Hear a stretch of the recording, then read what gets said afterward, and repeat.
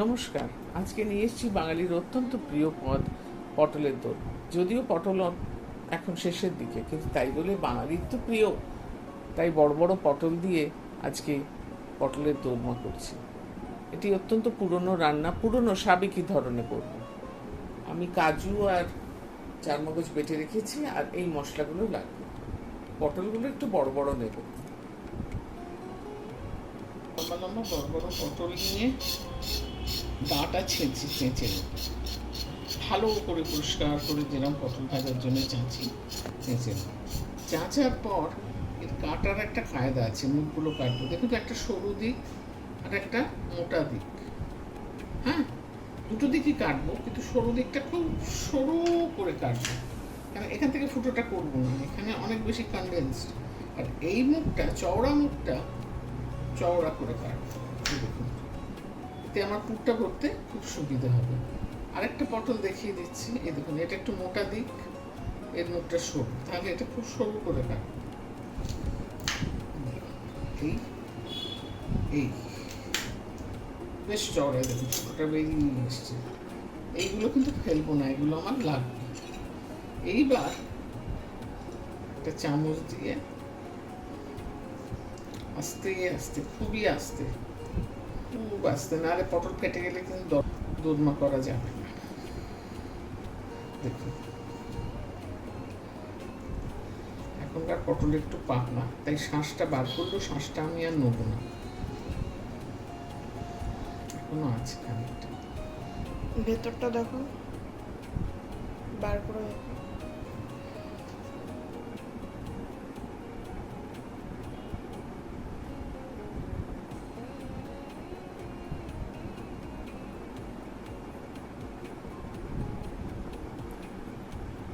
পটলগুলো সব বার করে নিয়ে শাঁস রেখে দেবো। এরপরে আমি পুর তৈরি করবো। পুরের জন্য বলে রাখি, আমি নিয়েছি 250 ছানা। আর মশলাগুলো তো আপনাদের দেখিয়েছি। এবার কড়ায় সামান্য তেল দিয়ে একটু জিরে, একটু লঙ্কা, একটু ধনে, একটু জিরে, একটু নারকেল কোড়া, একটু চিনি, একটু নুন, আর কিশমিশগুলো একটু কুচি করা রয়েছে, সেইগুলো দেবো।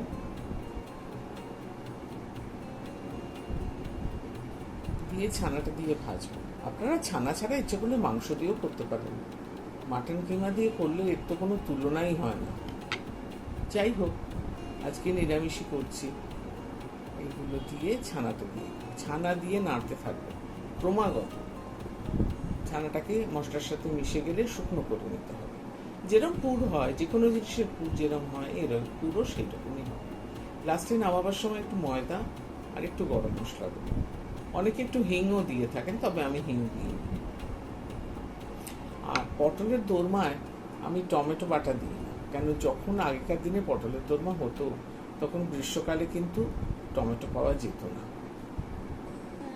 তাই একদম অথেন্টিক পটলের দোরমা করলে টমেটোটা না দেওয়াই যুক্তিযুক্ত। দেখুন, আমার পুর শুকনো হয়ে গেছে। একটু ময়দা দিলাম যাতে পুরটা একটু টাইট হয়।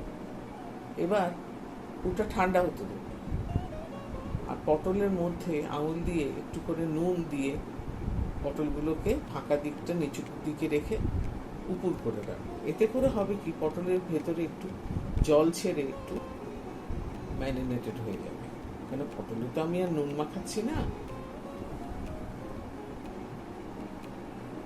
অল্প অল্প সামান্য সামান্য নুন দিয়ে দেখুন আঙুলটা ঢুকিয়ে। এইবার একটা মজার ব্যাপার, কয়েকটা দেশলাই কাঠি নেব, নিয়ে তার মাথাগুলো বারুদের দিকটা ভেঙে দেবো। আপনারা ভাবছেন কি হবে, দেখুন কি হয়। এবার আস্তে আস্তে ঠেসে ঠেসে পুর ভরবো, যাতে ভেতরে ফাঁক না থাকে। পুরটা কিন্তু আমার ঠান্ডা হয়ে গেছে। ভরে চওড়া যে মুখ আছে পটলের, সেই একটা নেব, নিয়ে লম্বা লম্বি করে আমি ঢোকাচ্ছি। এটা খুব ইম্পর্টেন্ট। শুইয়ে ঢোকালে কিন্তু পটলের মুখ ফেটে যাবে।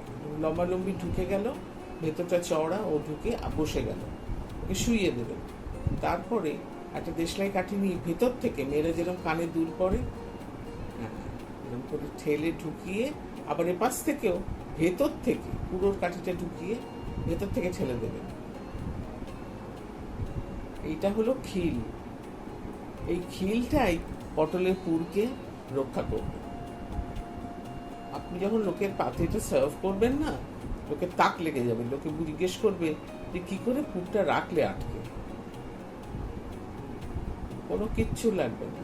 আরেকটা করছি, ওইরকম লম্বা লম্বি ঢুকিয়ে আস্তে করে ঢুকিয়ে দিচ্ছি।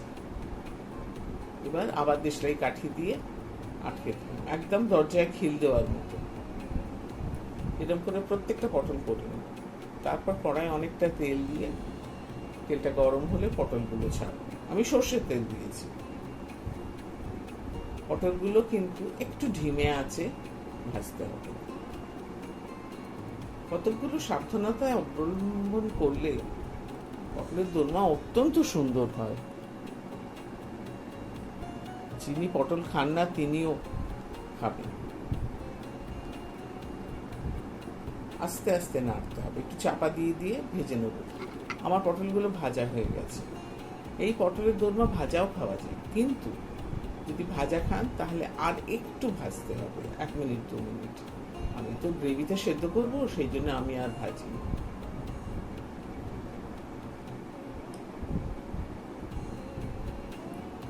এই আমার ভাজা পটলের দোরমা। দেখুন একটু রস হয়তো বেরিয়েছে, কিন্তু পুর বেরোয়। এইবার আমি গ্রেভিটা তৈরি করে আপনাদের দেখাচ্ছি।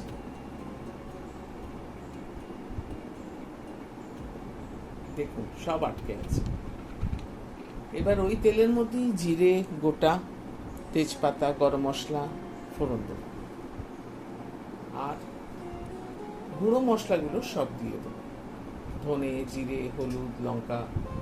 হলুদটা একটু কম দেবেন, 1 চামচ, বাকি সব 1 চামচ করে। লঙ্কাটা নিজের আন্দাজ মতো দিয়ে একটু জল দিয়ে নাড়ুন। জল না দিলে মশলা পুড়ে যেতে পারে। এতে কিন্তু দই, টমেটো কোনোটাই আমি দেবো না। আপনারা ইচ্ছে হলে টক দই ফেটিয়ে দিতে পারেন, কিন্তু আমি দিই না। মশলাটা ভাজা হচ্ছে, এক্ষুনি হয়ে যাবে 2-3 মিনিটের মধ্যে। তখন আদাটা দেবো, আদাটা একটু পরে দেবো।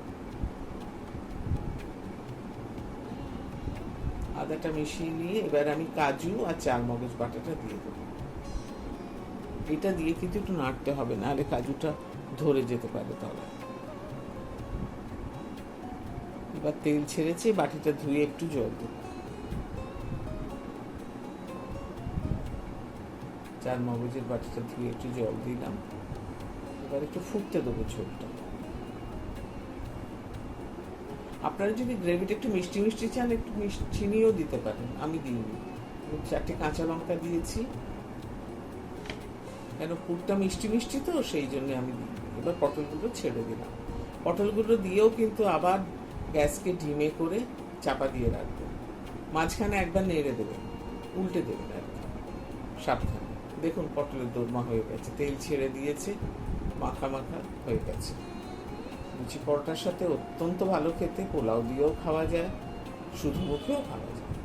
এইবার আমি পটলগুলো তুলে নিচ্ছি। দেখুন কিরম ভাবে দেশলাই কাঠিগুলো জেগে উঠেছে, পটল শ্রিঙ্ক করেছে না। এইবার আমি দেশলাই কাঠিগুলো কিন্তু খুলে নেব। তখন আর কেউ বুঝতে পারবে না যে কি করে পটলটায় পুরটা আটকানো হয়েছে, সেটাও আপনাদের আমি দেখিয়ে দিচ্ছি।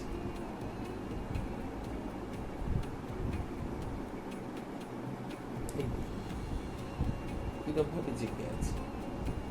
যদি গরম হলে অসুবিধা হয় তাহলে একটু হাত ছোঁয়া হলে করবেন, না হলে তবে ভাজার পর তুলবেন না, রান্না সম্পূর্ণ হলে তবেই বার করবেন দেশলাই কাঠি। আস্তে আস্তে একটা চিমটে দিয়েও বার করতে পারেন।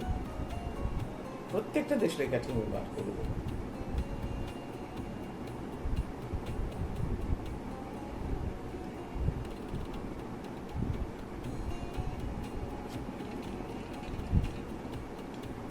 এবার আর কোনো প্রমাণ রইল না কি করে আপনি পুর করেছেন আর সে পুরকে কিভাবে আটকেছেন।